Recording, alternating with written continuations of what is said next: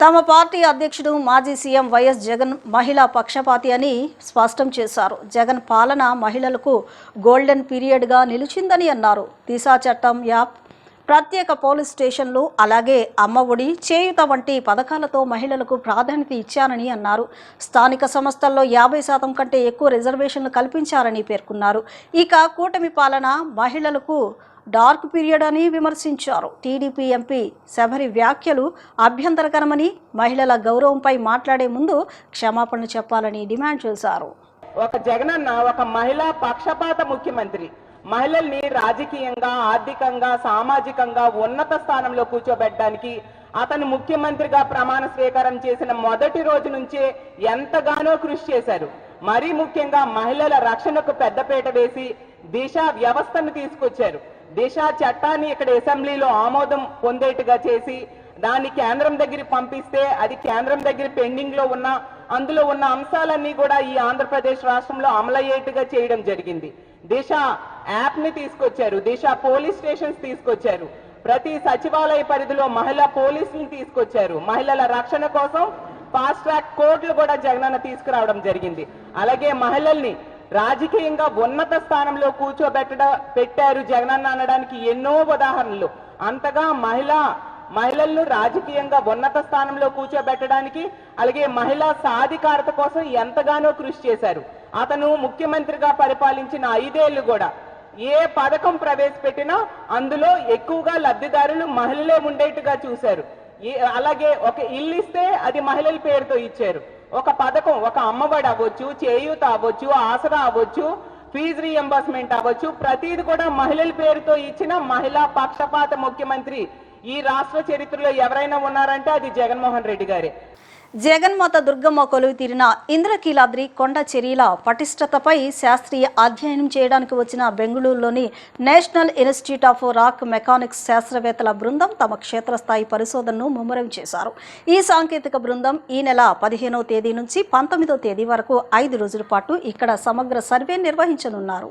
ప్రస్తుతం విజయవాడ బ్లేజ్వాడను తలపిస్తూ అత్యధిక ఉష్ణోగ్రతలతో నిప్పులు చెరుగుతున్నప్పటికీ భక్తుల భద్రతే ధ్యేయంగా ఎన్ఐఆర్ఎం శాస్త్రవేత్తలు క్షేత్రస్థాయిలో అకుంఠిత దీక్షతో పనిచేస్తున్నారు. రాతి స్వరూపంతో కూడిన ఇంద్రకీలాద్రిపై హెచ్చు ఉష్ణోగ్రతల వల్ల రాళ్లలో కలిగే మార్పులను మరియు వాటి పట్టుతత్వాన్ని ఈ బృందం నిశితంగా పరిశీలిస్తోంది. జాతీయ రహదారి వెంట ఘాట్ రోడ్ల వెంబడి బయటకు కనిపిస్తున్న కొండరాళ్లు, పొరల నుండి భూగర్భ సాంకేతిక, భౌగోళిక నమూనాలను బృందం సేకరిస్తుంది. నిర్ణీత షెడ్యూల్ ప్రకారం జరుగుతున్న ఈ సర్వేలో భాగంగా అత్యాధునిక పరికరాల సహాయంతో రాళ్ల స్థితిగతులను, మట్టితో మిలినమైన ప్రాంతాలు మరియు తరచుగా రాళ్లు జారిపడే ప్రదేశాలను శాస్త్రీయంగా విశ్లేషిస్తున్నారు. రాబోయే రోజుల్లో కొండపై నిర్మించనున్న పాశుపత ఆలయం మరియు 2వ ఘాట్ రోడ్ వంటి బృహత్తర ప్రణాళికలకు గల అనుకూల పరిస్థితులపై ఈ బృందం ప్రత్యేకంగా అధ్యయనం చేయనుంది. ఈ అధ్యయనం ఆధారంగా చేపట్టే రక్షణ చర్యల వల్ల భక్తులకు కొండ చర్యల ముప్పు నుండి శాశ్వత విముక్తి లభించడమే కాకుండా దేవస్థాన మాస్టర్ ప్లాన్ను పకడ్బందీగా అమలు చేయడానికి మార్గం సుమగం అవుతుంది.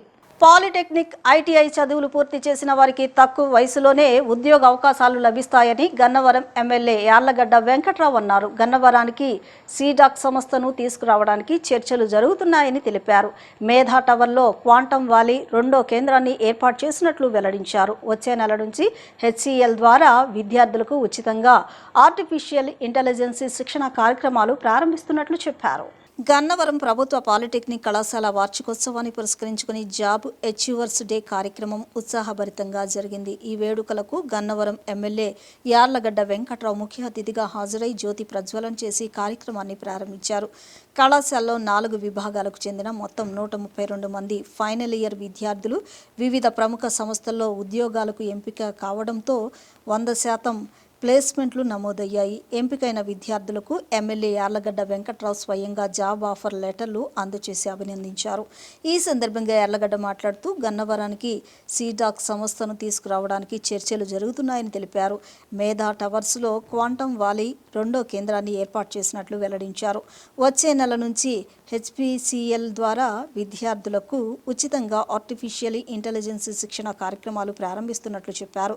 కళాశాల అభివృద్ధికి ప్రాధాన్యం ఇస్తున్నామని 30 లక్షల నిధుల కోసం విద్యాశాఖ మంత్రి నారా లోకేష్ను కోరినట్లు తెలిపారు. కంప్యూటర్ల కోసం ఓఎన్జీసీతో చర్చలు జరుపుతున్నామని, కాలేజీ మౌలిక వసతులను మెరుగుపరుస్తామని హామీ ఇచ్చారు. పాలిటెక్నిక్, ఐటీఐ చదువులు పూర్తి చేసిన వారికి తక్కువ వయసులోనే ఉద్యోగ అవకాశాలు లభిస్తాయని, యువత ఈ అవకాశాన్ని వినియోగించుకోవాలని ఎమ్మెల్యే సూచించారు. కార్యక్రమంలో ఇన్ఛార్జ్ ప్రిన్సిపల్ వివి కృష్ణమోహన్, సిఐ పివి శివప్రసాద్ తదితరులు పాల్గొన్నారు. అవుట్ గోయింగ్ బ్యాచ్ అయితే అవుట్ ఆఫ్ 132 మెంబర్స్ కి ప్లేస్మెంట్స్ రావటం, వాళ్ళ ఆఫర్ లెటర్లు ఇమ్మని నన్ను పిలవటం, ఈ కాలేజ్ యాజమాన్యానికి, ప్రిన్సిపల్ గారికి, సిబ్బందికి, ఫ్యాకల్టీకి, అధికారులందరికీ నా ధన్యవాదాలు తెలియజేస్తూ, గన్నవరం నియోజకవర్గంలో ఉన్న ఈ పాలిటెక్నిక్ కాలేజ్ నుంచి 100% క్యాంపస్లో జాబులు వస్తాం శుభసూచనగా భావిస్తూ, దీనికి ముఖ్య కారకులైన faculty, each and every faculty member, ప్రతి టీచర్ని వాళ్ళకి ధన్యవాదాలు తెలియజేస్తూ, రాబోయే కాలంలో సీడ్ టెక్నాలజీ బ్రాంచ్ని ఏమైనా ఏర్పాటు చేస్తే అగ్రిటెక్ యూనివర్సిటీని చేద్దామని ప్రభుత్వం భావిస్తుంది. కాబట్టి కాలేజ్ పెడతాం కన్నా ఉన్న పాలిటెక్నిక్ కాలేజీలో ఒక కోర్సు పెడితే ఎలా ఉంటుందని మాట్లాడితే అవకాశం ఉందని చెప్పారు. దీన్ని డెఫినెట్గా ప్రభుత్వం దృష్టికి తీసుకెళ్లి ఆ దిశగా పనిచేస్తా. రాబోయే కాలంలో సీడాక్ కంపెనీతో కూడా దాదాపు చర్చలు పూర్తయినాయి. గౌరవ ముఖ్యమంత్రి గారుతో ఒక మీటింగ్ జరిగితే సీడాక్ గన్నవరం రాబోతుంది. సీడాక్ లాంటి సంస్థలు వస్తే చుట్టుపక్కల 120 ఇంజనీరింగ్ కాలేజీ 4 జిల్లాల్లో ఉన్నాయి. అలాగే గన్నవరం పాలిటెక్నిక్ కాలేజీ, ఇంకా చాలా కాలేజీలు నియర్ బై ఉన్నాయి. వీళ్ళందరికీ ఏ ట్రైనింగ్ కానీ వీటన్నిటికీ గన్నవరం నియోజకవర్గ యువత భవిష్యత్ డెఫినెట్గా అది గేమ్ చేంజర్ అవుతుందని నేను భావిస్తున్నాను. అలాగే ఈ కాలేజీ నుంచి గతంలో కొంతమంది మెకానికల్ కిడ్స్కి రాకపోయినా ఈ సంవత్సరం 100% అన్ని బ్రాంచ్లకి 132 మందికి ఉద్యోగ ఉపాధి అవకాశాలు కల్పించిన ప్రతి కంపెనీ యాజమాన్యానికి కూడా ధన్యవాదాలు తెలియజేస్తూ, మన గౌరవ ఎమ్మెల్యే గారు యార్లగడ్డ వెంకట్రావు గారు విచ్చేసి ఉద్యోగాలు సాధించిన అందరి విద్యార్థులకి పేరు పేరున పిలిచి నియామక పత్రాలు అందజేశారు. మరియు కాలేజీకి ఇంటర్నల్ డ్రైనేజ్ కూడా శాంక్షన్ చేయడానికి తగు కృషి చేస్తామని చెప్పారు. వారికి పత్రికాముఖంగా ధన్యవాదాలు తెలియజేసుకుంటున్నాను. మా కాలేజీలో చదువుతున్న కంప్యూటర్ సైన్స్లో 50 మంది ఫైనల్ ఇయర్ విద్యార్థులకు గాను 50 మందికి ఉద్యోగాలు వచ్చినాయి. ఎలక్ట్రానిక్స్లో 49 మందికి ఉద్యోగాలు వచ్చినాయి. మెకానికల్లో 14 మందికి ఉద్యోగాలు వచ్చినాయి. ఎలక్ట్రికల్లో 19 మందికి ఉద్యోగాలు వచ్చినాయి. ఫైనల్ ఇయర్లో ఉన్న 132 మందికి ఉద్యోగాలు వచ్చినాయి. కొందరికి 1, కొందరికి 2, కొందరికి 3 ఉద్యోగాలు వచ్చినాయి. ఈ విషయాన్ని నేను సగర్వంగా తెలియజేస్తున్నాను. కొంతమందికి హైదరాబాద్లో, కొంతమందికి విజయవాడలో, కొంతమంది గన్నవరం పరిసర ప్రాంతాల్లో, కొంతమంది చెన్నైలో, మొత్తం ఆల్మోస్ట్ దేశవ్యాప్తంగా వచ్చినాయి. గన్నవరం, విజయవాడలో కూడా చాలామందికి ఉద్యోగాలు వచ్చినాయి. ఇది నిజంగా మేము చాలా ఆనందిస్తున్నాము. విద్యార్థులు మంచి పెర్ఫార్మెన్స్ చూపెట్టారు. భవిష్యత్తులో కూడా ఇలాగే చూపెడతారని ఆశిస్తున్నాను. మేధా సర్వ కంపెనీలో ఉద్యోగం వచ్చిందండి. చాలా మంచి కంపెనీ. అలాగా 4-5 కంపెనీస్ ఉన్నాయి. ఉన్న వాటిలో మేధా సర్వ చాలా మంచిది. అందరూ స్వీయ గణనలో పాల్గొనాలని అదనపు కమిషనర్ సిటీ సెన్సస్ ఆఫీసర్ ఏ రవీంద్రరావు అన్నారు. నగరపాలక సంస్థ ప్రధాన కార్యాలయంలో సెల్ఫ్ ఎన్యూమరేషన్ చేసిన అందరూ పాల్గొనాలని పిలుపునిచ్చారు. ఈ సందర్భంగా అదనపు కమిషనర్ ఏ రవీంద్రరావు మాట్లాడుతూ నగర పరిధిలో గల 3 నియోజకవర్గాల్లో శాసనసభ్యులు జనగణనలో పాల్గొంటారని అన్నారు. జనగణన ఎంతో ముఖ్యమైన అంశమని, ప్రజలందరూ జనాభా లెక్కల్లో పాల్గొని దేశాభివృద్ధికి తోడ్పడాలని, అందులో మొదటి అడుగు స్వీయ గణనని పేర్కొన్నారు. శ్రీ దుర్గమ్మ వారి ఆలయంలో భక్తులకు విస్తృత సదుపాయాలు కల్పిస్తూ దేవస్థాన నిర్వాహకులు ప్రత్యేక చర్యలు చేపడుతున్నారు. రోజు రోజుకు పెరుగుతున్న భక్తుల రద్దీని దృష్టిలో ఉంచుకుని దర్శన ఏర్పాట్లు సజావుగా కొనసాగిస్తున్నట్లు అధికారులు తెలిపారు. వివిధ రాష్ట్రాలు, ప్రాంతాల నుంచి భారీ సంఖ్యలో తరలి వస్తున్న భక్తులు అమ్మవారిని భక్తి శ్రద్ధలతో దర్శించుకుంటున్నారు. అమ్మవారి సన్నిధిలో ఏర్పాటు చేసిన అన్న ప్రసాద వితరణ భక్తులను ఎంతగానో ఆకట్టుకుంటోంది. ముఖ్యంగా కర్ణాటక రాష్ట్రం నుంచి వచ్చిన భక్తులు అన్న ప్రసాదం రుచికరంగా, పరిశుభ్రంగా ఉందని ప్రశంసించారు. పెద్ద సంఖ్యలో భక్తులు పాల్గొన్నప్పుడు ఎక్కడా ఇబ్బందులు లేకుండా అన్న ప్రసాదాన్ని అందిస్తున్న విధానం ప్రశంసనీయమని వారు పేర్కొన్నారు.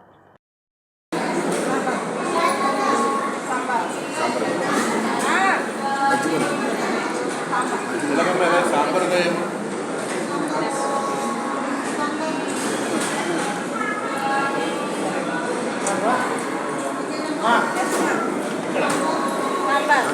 కర్ణాటక రాజ్యంలో గదక్ మన ఊరు, ఆడ నుంచి వస్తున్నాను.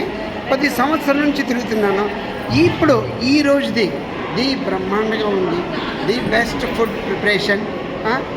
మన ఇంటిలో ఈ మ్యారేజ్లో ఎలాగ పెడతారో అదే మాదిరి దేవి దర్శనం అయిన తర్వాత మంచి గొర్రెలు భోజనము, ఫస్ట్ క్లాస్ భోజనం ఇచ్చినారు sir. It is memorable one. విన్నాం the best. Very very thanks to the management, food preparation, everything is fine, sir. So, supervision is also fine. Not still today we have not yet seen in these temples. Tirupati also we have seen already, but road during this management, I am very very happy and thanks to the management. Very happy, sir. Thank you so much. బడుగు బలహీన వర్గాలకు అధిక ప్రాధాన్యత ఇచ్చేది Telugu Desam party మాత్రమేనని మాజీ MLC Duvvarapu Ramarao అన్నారు. నారా లోకేష్ను జాతీయ వర్కింగ్ ప్రెసిడెంట్గా నియమించడాన్ని అభినందిస్తూ ఆయన పంచాయతీరాజ్ మంత్రిగా గ్రామీణ అభివృద్ధికి చేసిన సేవలను గుర్తు చేశారు. టీడీపీ ప్రారంభం నుంచే బీసీలకు ప్రాధాన్యం ఇస్తోందని, ప్రస్తుతం కూడా సంక్షేమం అభివృద్ధిని సమతుల్యంగా కొనసాగిస్తుందన్నారు. బీసీల సంక్షేమానికి భారీగా నిధులు కేటాయించడంతో పాటు రిజర్వేషన్ల పరిరక్షణకు ప్రభుత్వం కట్టుబడి ఉందని తెలిపారు. గత ప్రభుత్వంపై విమర్శలు చేస్తూ బీసీల హక్కుల కోసం టీడీపీ ఎల్లప్పుడూ ముందుంటుందని రామారావు స్పష్టం చేశారు. శ్రీ నారా లోకేష్ బాబు గారికి నేషనల్ వర్కింగ్ ప్రెసిడెంట్గా స్థానం కల్పించిన తెలుగుదేశం పార్టీకి ముందుగా హృదయపూర్వకంగా అందరూ తెలుగుదేశం పార్టీ కుటుంబ సభ్యుల పరంగా ముందుగా శుభాకాంక్షలు తెలియజేస్తున్నాను. శ్రీ లోకేష్ బాబు గారు 2014-19 మధ్యకాలంలో పంచాయతీరాజ్ శాఖ మంత్రిగా అనేక సంస్కరణలు చేపట్టి పంచాయతీరాజ్ శాఖను ఉన్నతంగా తీర్చిదిద్దిన ఘనత శ్రీ నారా లోకేష్ బాబు గారిది. మనం చూసాం 2014-19 మధ్యకాలంలో 24,000 కిలోమీటర్ల మేర సిమెంట్ రోడ్లు గ్రామాన్న సిమెంట్ రోడ్లు వేసి గ్రామాలకి ఒక మంచి రూపురేఖలు తీర్చిన ఘనత శ్రీ లోకేష్ బాబు గారిది. బీసీలకి ఎంత ప్రాముఖ్యత వచ్చిందో ఒక్కసారి చూసినట్టయితే సుమారుగా 189 మంది కార్యవర్గంలో అటు జాతీయ పరంగా కానీ రాష్ట్ర పరంగా కానీ 40% పైగా బీసీలకి ప్రాముఖ్యతనిచ్చిన ఘనత తెలుగుదేశం పార్టీది. ఈ మాట నేను ఎందుకంటున్నానంటే తెలుగుదేశం పార్టీకి బీసీలకు ఉన్న అనుబంధం అటువంటిది, విడదీయలేని బంధం. స్వర్గీయ ఎన్టీ రామారావు గారు ముఖ్యమంత్రిగా ఆయన పార్టీని ప్రారంభించినప్పటి నుంచి ముఖ్యమంత్రిగా ఆయన ప్రమాణ స్వీకారం చేసిన తదుపరి బీసీలకి రాజకీయ ప్రవేశం అనేక వర్గాలకు కల్పించిన ఘనత స్వర్గీయ నందమూరి తారక రామారావు గారిది. రాయలసీమ లిఫ్ట్పై వైసీపీ చేస్తున్న ఆరోపణలు తప్పుడు ప్రచారమని టీడీపీ నేత మద్దిపట్ల సూర్యప్రకాష్ అన్నారు. ప్రాజెక్టుల పేరుతో గతంలో అవినీతి జరిగిందని, ఎన్జీటీ వద్ద సరైన వాదనలు వినిపించలేదని విమర్శించారు. రాయలసీమ ప్రాజెక్టులపై ఎక్కడైనా చర్చకు సిద్ధమని వైసీపీకి సవాల్ విసిరారు. చంద్రబాబు హయాంలోనే రాయలసీమ అభివృద్ధి జరిగిందని తెలిపారు.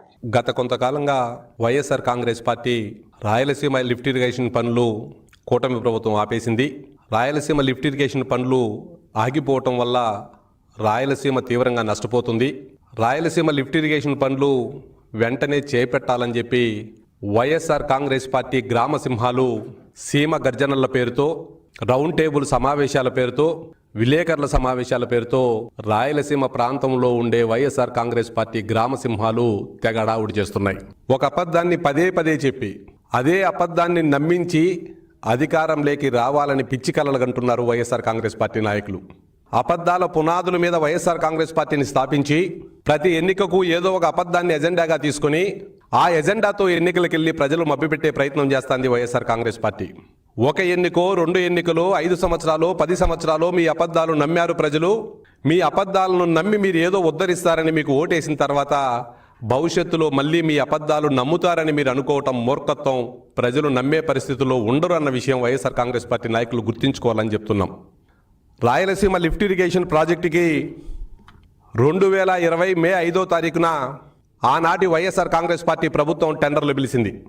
3,889 కోట్ల రూపాయలకు టెండర్లు పిలిచి రోజు ప్రభుత్వంలో మంత్రిగా, లోక్సభ పక్ష నేతగా, జగన్ తర్వాత అంత పవర్ఫుల్ వ్యక్తులైన మీ పార్టీలో పెద్దిరెడ్డి రామచంద్రారెడ్డి కుటుంబ కంపెనీ అయిన పిఎల్ఆర్ కంపెనీకి దోచిపెట్టేదానికి మే 5వ తారీఖు 2020న టెండర్లు పిలిచారు. అదే కంపెనీకి టెండర్లు ఇచ్చారు. పిఎల్ఆర్ కంపెనీకి వాళ్ళు వర్కులు స్టార్ట్ చేశారు. 1000 కోట్ల రూపాయలు బిల్లులు కూడా చేసుకున్నారు. నారాయణఖేడ్లో ఒక అడ్వకేటు ఎన్జీటీకి వెళ్ళి అక్రమ ప్రాజెక్టులో ఆంధ్రప్రదేశ్ కడుతుంది ఆపాలని ఒక అడ్వకేట్ వెళ్తే అదే కేసులో తెలంగాణ గవర్నమెంట్ కూడా ఇంప్లీడ్ అయ్యి మే 2021లో ఆ ప్రాజెక్టుకు ఎన్జీటీ స్టే ఇచ్చింది. 2021 మే ఎవరు అధికారంలో ఉండారు అని అడుగుతున్నాం. మీరు దోచుకోవడానికి ఒక టెండర్ పిలిచి మీ పార్టీ మీ క్యాబినెట్లో మంత్రిగా ఉండే కంపెనీకి ఆ టెండర్ ఇచ్చి అనుమతులు లేకుండా ప్రాజెక్టు కట్టి ఆ ప్రాజెక్టును మీరు అధికారంలో ఉన్నప్పుడే ఎన్జీటీ ఆపేసిన ఎన్జీటీ అనుమతులు లేకుండా కట్టి 1000 కోట్ల రూపాయలు మీ వాళ్ళకు దోచిపెట్టారే ఎవరు? 2021లో మీరు అధికారంలో ఉన్నప్పుడు ఎన్జీటీ ట్రిబ్యునల్ మీకు వ్యతిరేకంగా తీర్పిచ్చి ప్రాజెక్ట్ ఆపేయమంటే అప్పుడు వరకు మీరు దోచిపెట్టిన 1000 కోట్ల రూపాయలకు ఎవరు సమాధానం చెప్తారు? గుంటూరు జిల్లా తాడేపల్లి మండలం ఉండవల్లి గుహల సమీపంలో APS RTC bus, private engineering కళాశాల బస్సు ఢీకున్నాయి. అతి వేగంగా వచ్చిన కళాశాల బస్సు ఆర్టీసీ బస్సును ఢీకొనడంతో 2 ప్రయాణికులకు గాయాలయ్యాయి. స్థానికులు క్షతగాత్రులను 108లో విజయవాడ ప్రభుత్వ ఆసుపత్రికి తరలించారు. ఉండవల్లి గుహల వద్ద భారీ ప్రమాదం సంభవించింది. గుహల సమీపానున్న మలుపు వద్ద విజయవాడ మంగళగిరి వెళ్లే ఆర్టీసీ సిటీ బస్సు, బిట్ కళాశాల బస్సు పరస్పరం ఢీకొన్నాయి. ఈ ఘటనలో ప్రైవేట్ బస్సు ముందు భాగం నుజ్జునుజ్జు కాగా ఆర్టీసీ బస్ డ్రైవర్ వైపు భాగం దెబ్బతింది. అదృష్టవశాత్తు కళాశాల బస్సులో విద్యార్థులు లేకపోవడంతో పెను ప్రమాదం తప్పింది. ఆర్టీసీ బస్సులో ప్రయాణికులు స్వల్ప గాయాలతో బయటపడ్డారు. ఈ ప్రమాదం వల్ల ఆ ప్రాంతంలో కొంతసేపు ట్రాఫిక్ నిలిచిపోయింది. పోలీసులు ఘటన స్థలానికి చేరుకొని క్షతగాత్రులను స్థానికుల సాయంతో 108లో విజయవాడ ప్రభుత్వ ఆసుపత్రికి తరలించారు. ఈ మేరకు కేసు నమోదు చేశారు. వార్తలు ముగించే ముందు ముఖ్యాంశాలు మరొకసారి.